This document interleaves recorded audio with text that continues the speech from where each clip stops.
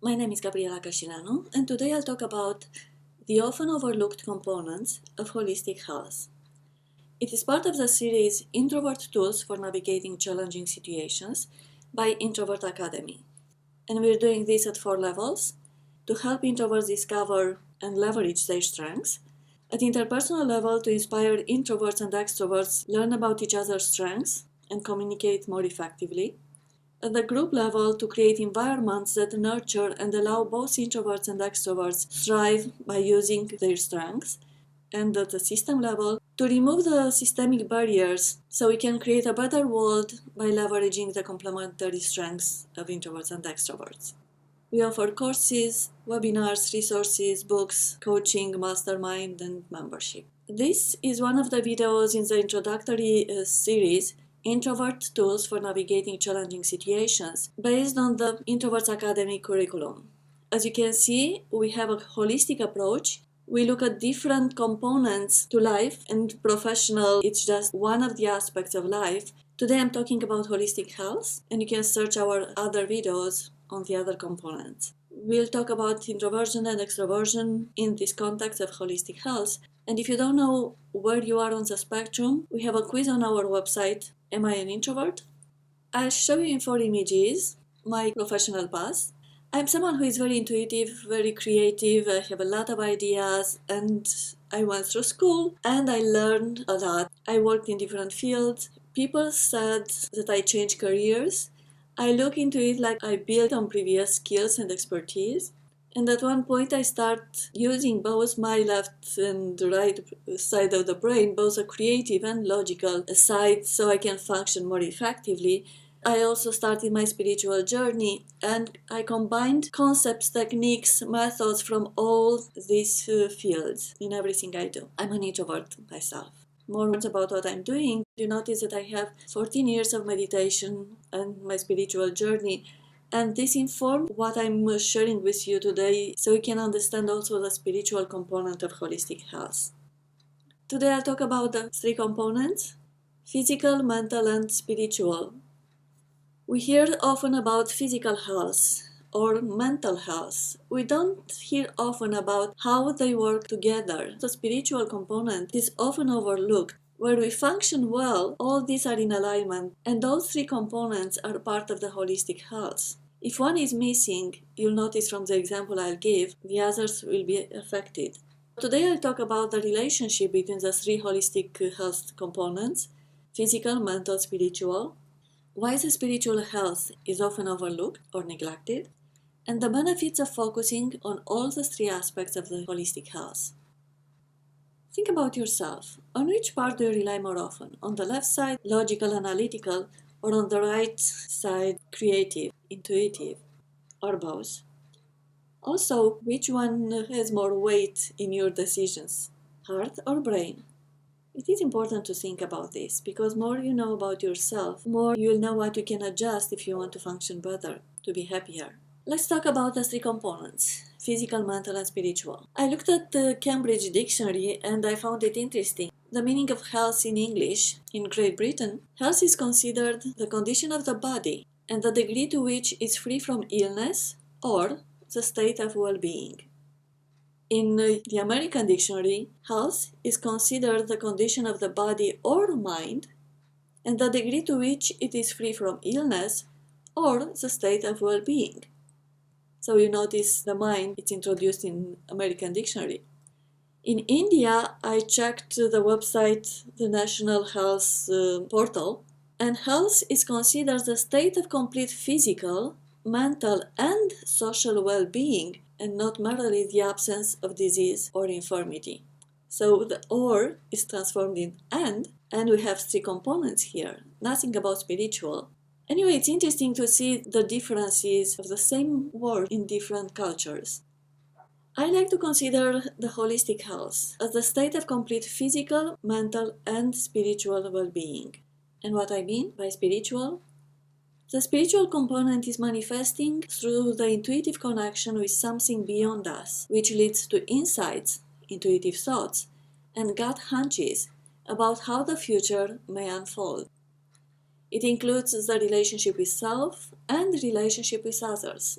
Also, a strong belief that each of us has a body health blueprint which we can get back to if we create the right conditions, if you allow the body to heal itself. That's the perspective I'm coming from with this webinar to talk about the 3 components of the holistic health. And I want to give you an example. In another video about the environments, I talked about my burnout experience. Several years ago, I went through an experience like this. And in that video, I talk about how the different environments influenced my experience with that burnout and how I was able to come out of it. Today, I like to take the same experience, but looking through the lens of the holistic health. At the beginning, I was in harmony with my spiritual, mental, and physical health. I was doing webinars every day for an organization. And for an introvert like me, it was too much. It takes a lot of energy to talk to clients and, on top of that, to do workshops every day. So my physical component starts having issues. I start getting tired, exhausted. I start getting all kind of symptoms that I didn't know where they were coming from, like dizziness, anxiety, panic attacks. I couldn't speak for 4 months. So there were a lot of physical issues that were showing up. At one point, I went to my manager. I asked if we can do anything about the situation because I couldn't continue that way. It was getting worse. And her answer was, I talk to. That lack of empathy, of compassion, made me think that I have no choice, I have no other solution, so I gave up on myself. And with that, my spiritual component got affected because I lost belief, I lost trust that something good could come out of it. I can handle the situation. I start seeing the world more negative than before. I'm someone who is usually optimistic and positive, but at that point I started losing myself. Until one day, when I asked myself, what would I do the rest of my life if I can't talk anymore? And the next thought was, write a job search guide for introverts. Write that book. I never thought about writing a book specific for introverts. Also, I had 10 years experience in that field. I was mentioning this in the workshops that I was doing, the different characteristics of extroverts and introverts and how they use different strategies to get the results they want. That thought came to me with so much energy that I start believing again that something good could come out of this situation. I start believing in the future again, and I start writing. And while I was writing, I also followed the advice of my doctor that I should go out every day in nature, walking, even if it was very painful. It took me about 5 seconds to regain my balance, to put the next step forward. I was really in a very bad shape physically, but going outside every day and with that energizing thought that I can do something, I can express myself even if I don't speak at this time, I still can help people through writing. Those 2 components helped me to start regaining my health, getting stronger, and my mental health start getting better as well. By the end of the 10 months while I was writing that book, I started with 5 minutes a day because I couldn't focus more. By the end of those months, I was writing 7-8 hours a day, and my physical health improved gradually, my mental health improved. I was able to focus, to concentrate, to apply things that I've learned in the past to help this book become an international bestseller in 7 countries. So everything came together when I started relying on all the 3 components. And you can see when one component was low, it affected another one, then another one. And I had to start somewhere. In my case, I started with a spiritual component, with that question that triggered that thought. And that was the moment when everything shifted toward the positive. And gradually, the other components came back. So I wanted to show you this example to understand that these 3 components are interconnected. No matter how your health is right now, you can rely on the other components to help you step by step get back to health. Start improving one component, that one will affect the others, and step by step you'll get in a better health condition. How many of you went through this exercise, walking on fire? I went through this exercise myself, not with Tony Robbins, in another workshop. It's a very interesting exercise when you realize that actually you need to tap into all the 3 components in order to go through that exercise without your feet being burned. I love what Viktor Frankl said. Between stimulus and response, there is a space. In that space is our power to choose our response. In our response lies our growth and our freedom. He was a psychotherapist and author of the book Man's Search for Meaning. He was also the founder of logotherapy, which holds that our primary drive in life is not pleasure, as Freud mentioned, but the discovery and pursuit of what we personally find meaningful. So we can see here the spiritual component. When we talk about what's meaningful to us, we talk about our connection with the spiritual side of who you are. Let's do an exercise. I invite you to imagine that you're in this mood for a few seconds. How do you feel? Notice the sensations in your body. Is it relaxing or getting more tense? Any new thoughts, insights, while you are in this mood? On a scale from 1 to 10, what's your energy level when you are in this mood? Now imagine that you are in this mood for a few seconds. How do you feel? What sensations do you notice in your body? Is it relaxing or gets more tense? On a scale from 1 to 10, what's your energy level? What I wanted to show you is that exercise. If you hold a positive image or thought in your mind, it makes you feel good, feel lighter. It's like your body weight decreases. So you put less weight on your body, which might lead to better health. You get more energy when you are in that mood, which you can use to take actions and that influence the results that you get. So you can see how the mental can influence the physical. Imagine what's happening if you bring to this something that's meaningful and you live life with integrity, with purpose. How does that feel? So all these components are related. Many years ago I read that if you stay in a negative frame of mind more than 2 minutes, it's affecting your body. And I make a decision at that point that I won't stay more than 2 minutes. Every time I notice that I think about something that doesn't make me feel good, I will just shift my perspective. Because you notice how these are related. If you like some proof, University of Pennsylvania discovered that individuals who watched just 3 minutes of negative news in the morning, they had 27% greater likelihood of reporting their day as unhappy 6 to 8 hours later compared to the positive condition. Can you imagine what's happening if you tune in to all this negative news? What's happening with someone who is negative all the time? You kind of condition yourself for how you will go out through the day. Could that affect your health if you do this day in, day out? If you have physical body issues, usually you get more negative thoughts. You might not like that you are in that condition. Your mind doesn't have enough energy to shift our positives, so more negative thoughts are invading your mind. And when you do that, you feel heavier. Your body weight feels like it increases, which might affect your health even more. If you don't have enough energy, you push yourself to spend more energy to move. You need more time maybe. You need more actions to take to get to the results that you want. So you can see how physical issues can affect the mental, and you might not be able to connect with that spiritual part of you when mental and physical are not in a good condition. So they are all related. Keep also in mind that old unexpressed emotions get stuck in the body and they can trigger feelings. So you can start noticing the connection between the feelings, emotions, mental and physical, and also spiritual. Let me give you another example. At one point I was skiing with my friends. All of them were very good skiers. I was following them and they were skiing very fast and I tried to keep up with them. And at one point they went down and up. It was kind of 2 meters between one side or the other. They had no problem. I was coming to that point with some speed. I couldn't stop.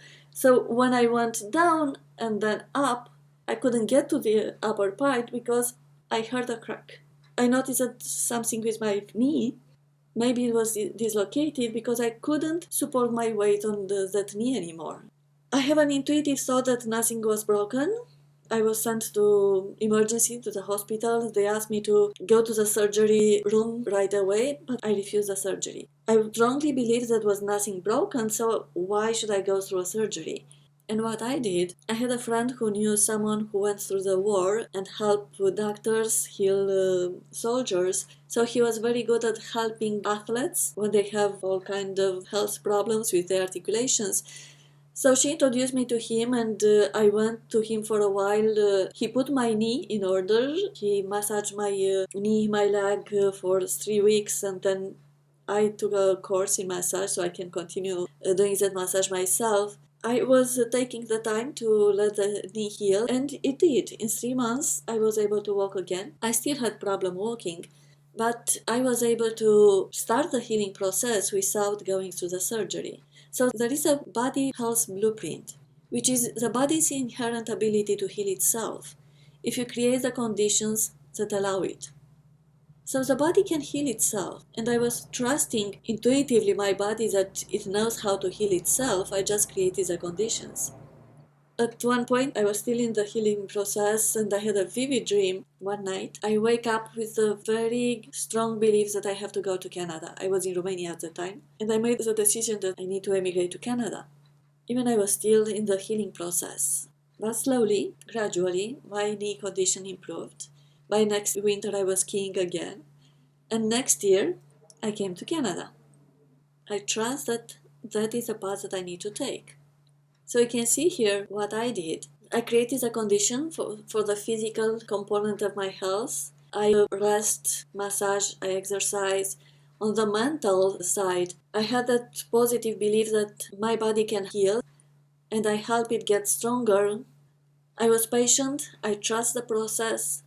On the spiritual side, I trust my intuition. I start paying attention to whatever I can do to go through that process, to the vivid dream. I got that gut hunch that that's the right decision to make. So what this experience made me realize was my life was not going in the right direction. It was not meaningful. I didn't have integrity and purpose. So I had to do this shift to have a more meaningful life. So it's interesting how a physical condition can help you understand that actually, on the spiritual side, you're not on the right path. So why is the spiritual health is often overlooked or neglected? When we are young, everyone tells us, pay attention to not get hurt. Pay attention to what's around you. So we are conditioned to pay attention to what's outside us. And more we are conditioned that way, more we lose connection with ourselves. We get all kind of information when we go through school, which is also about the outside world. How many of us learn in school or otherwise about our connection with our intuition, how to preserve that connection through time, about trusting the gut hunches that we get? There are studies that show that children around 7 years old, they lost connection with their intuition because we are conditioned until that age, and we learn it so well that we lose that connection with our inner world. We focus only on the external world. And that's totally normal in these conditions, to not think about the spiritual component of health. We just think of the physical component or mental, which is not even connected most of the time with the physical component. If you bring them all together, spiritual, mental, and physical, how many of us are still connected with our intuition? What we learn through the external world, what is called spiritual, is coming usually from the religions. The spiritual components I'm talking about, it's that connection with our own intuition, how we get information from inside, which could be aligned or not with what we learn from the external world. If you think about the physical world, we're conditioned that you have to eat something to be healthy. We pay attention to scientific studies, but keep in mind, someone who lives in California, for example, and someone who lives on the top of the mountain, they live in different conditions. Do you really think that they really need to eat the same things to be healthy? And you might find this in different cultures. In India, for example, Ayurveda defines 3 types of people. And depending on what type you are, there are certain legumes and vegetables that can help you get in better health. If you are another type, you might need other food. In China, for example, they say that you have to eat something different in winter than in summer. In California, they don't have colder temperature like in northern part of the world. So it's normal they eat more salads than someone who is in a country like Canada where winter is almost 6 months a year. So pay attention also what information you get from outside passes through your internal filter, through your intuition. On the mental side, we keep learning and we forget that we have a body. How often do you do that exercise to notice how you feel? We notice usually what we think about something, but not how we feel. So there is a disconnect between the mind and the body. And it's totally normal in these conditions to start having physical problems and not knowing why, because we ignore the physical problems. We are so conditioned to focus only on how we think, what we should say next, what we can learn next. So we're focusing too much on our brain, or running through our life, trying to build a professional path that brings us money so we can have a house and a beautiful car and live in a nice environment. So we focus our mental on the external world, but what's happening with our internal world? They are all connected, and if we neglect the spiritual aspect of the health, we might end up like those people who have a lot of money but they are not happy because something is missing. Or those who are focusing on getting their weight to a certain level, they go through weight loss programs. And why they don't get good results? Because they don't bring the mental and the spiritual component into that process. It's not just that your body needs to lose weight, you also want to maintain it. And for that, you need to bring together all the components. Another reason why spiritual health is often overlooked and neglected, we're not taught to continue to pay attention to our inner world, even if we notice what's going on in the external world. Circle 1, it's about the inner world. Circle 2, it's about the world when we include people that we know. And the third circle is the world at large. Introverts are good at recognizing the inner world, but if they tap into what the world is telling them to pay attention to the outside world, they lose connection with themselves. In my opinion, depression is missing that connection with your inner world, with a spiritual component of who you are. So if you consider the three worlds, there is a difference between extroverts and introverts. Introverts tend to focus on the inner world, extroverts tend to focus on the external world. That's how they get their energy. If you look at the Myers-Briggs type inventory, MBTI, there are 4 spectrums. Extraversion and introversion is only one of them. It's about how you source your energy. Extroverts take their energy by interacting with and focusing on the outside world. Introverts focus on their inner world, and that's how they get their energy if they focus on things that are meaningful to them. Another spectrum is sensing, intuition, how you take the information in. If you lose that connection with your intuition, we lose our ability to connect with that spiritual health component. Another one is thinking, feeling, when you make decisions. I was talking at the beginning about the left or the right side, the heart and the brain. These are important. How often do you pay attention to them? The last one is judging, perceiving. It's how you relate to the world. Do you judge the world? Do you perceive the world as it is? Do you react to it? Or do you notice and do something about what you notice?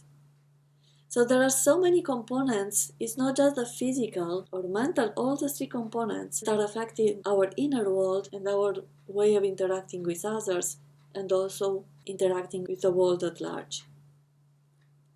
The benefits of focusing on all the 3 aspects of the holistic health. First, you can become more self-aware. You can recognize what you're going through, where you are on that emotional scale.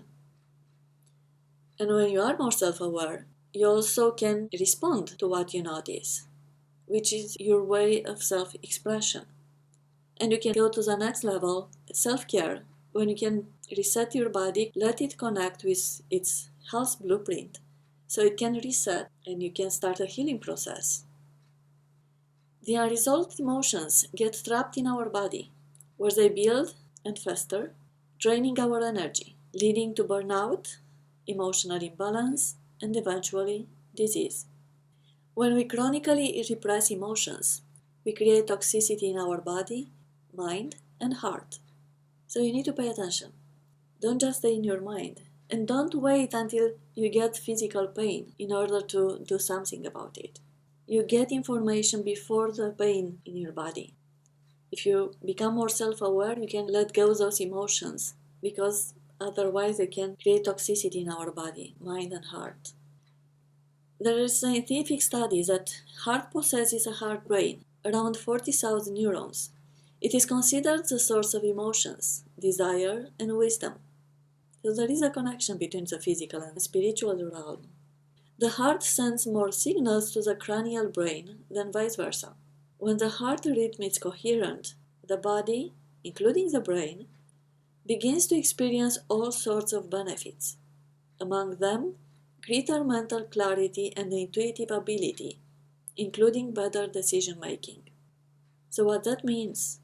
Heart is more just a body organ that pushes the blood throughout the body.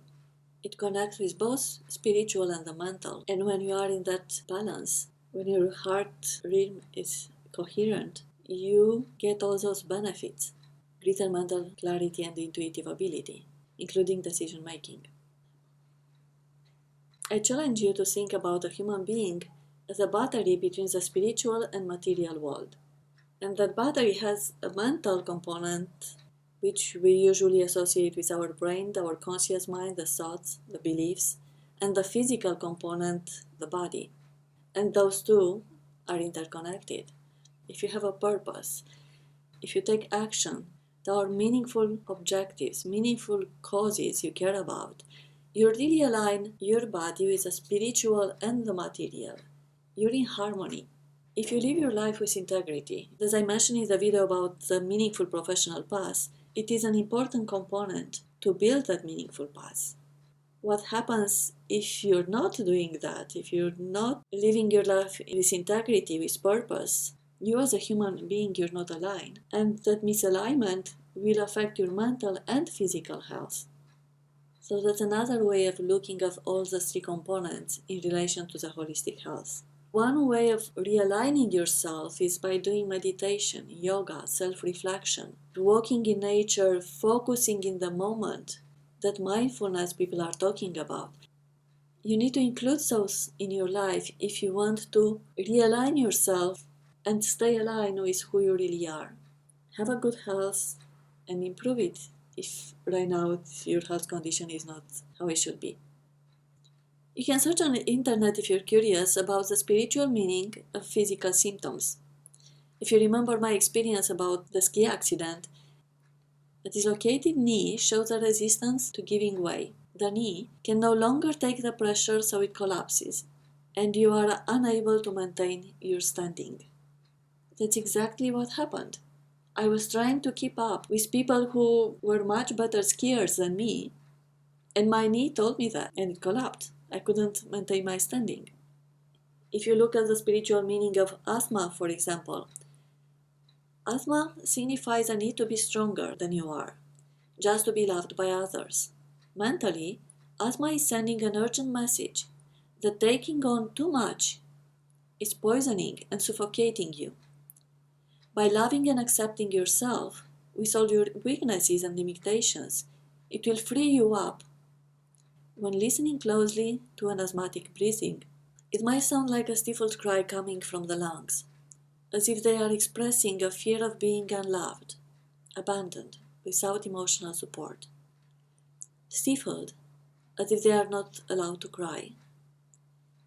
If they do so, it would be fruitless. It is a fear that is held in the body, in an area that we breathe and cry, the lungs. Does it make a connection between the mental, spiritual, and physical? So we talked about the relationship between the three holistic components, physical, mental, and spiritual, why the spiritual health is often overlooked or neglected, and the benefits of focusing on all the three aspects of holistic health. What's next? At Introverts Academy, Holistic health is one of the components of our curriculum. You can enroll in the coaching group so you can learn more about how you can help your health from the perspective of the three components. You can check out our webinars and videos on YouTube from this introductory series, Introvert Tools for Navigating Challenging Situations. We also build courses for the 8 aspects of the curriculum to help you learn more and apply more, because that's the purpose, not just to become more aware, but also to apply these concepts in your life. Go on the Introverts Academy website to find more information about what we offer. There is much more to come. Please subscribe to our YouTube channel and click the little bell to get notified when we have new videos. Thank you so much.